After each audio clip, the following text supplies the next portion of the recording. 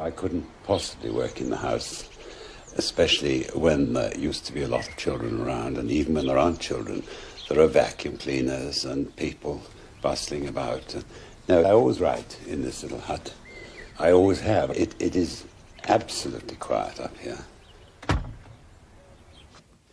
It's never swept out or dusted, because no one's allowed to come up here to do that. I'm the only person who ever comes in to my little work hut. So it's full of everything. The only thing I did remove about 2 years ago, we had a goat that got in, and there was some goat droppings on the floor, and I thought, well, I better get a dustpan and sweep those up, and I did. And every morning I sit down and I get myself really comfortable like this. That is the right slope for my writing board. Put my light on. I sharpen my pencils first. This funny little thing that I've had for years. It always works. Pour myself a bit of coffee.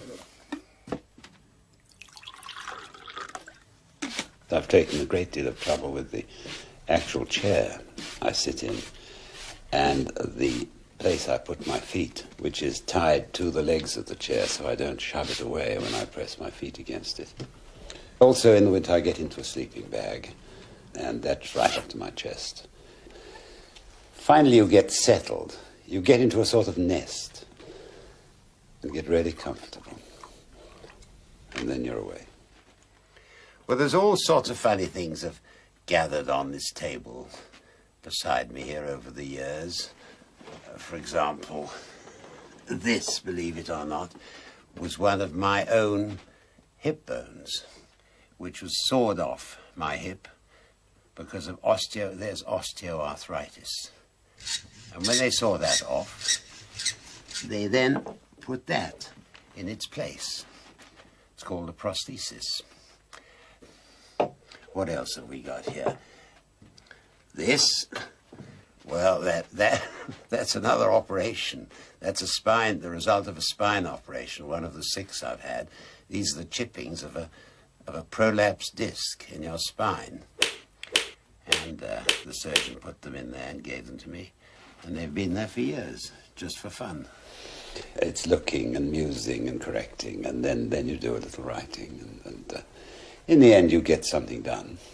But your concentration is fairly intense. You're lost. You're into this world of the story that you happen to be doing. It's terrifically demanding, you know. What do I write? 4.5 hours a day. So a quarter of my waking hours, I am completely immersed in a dotty world of fantasy.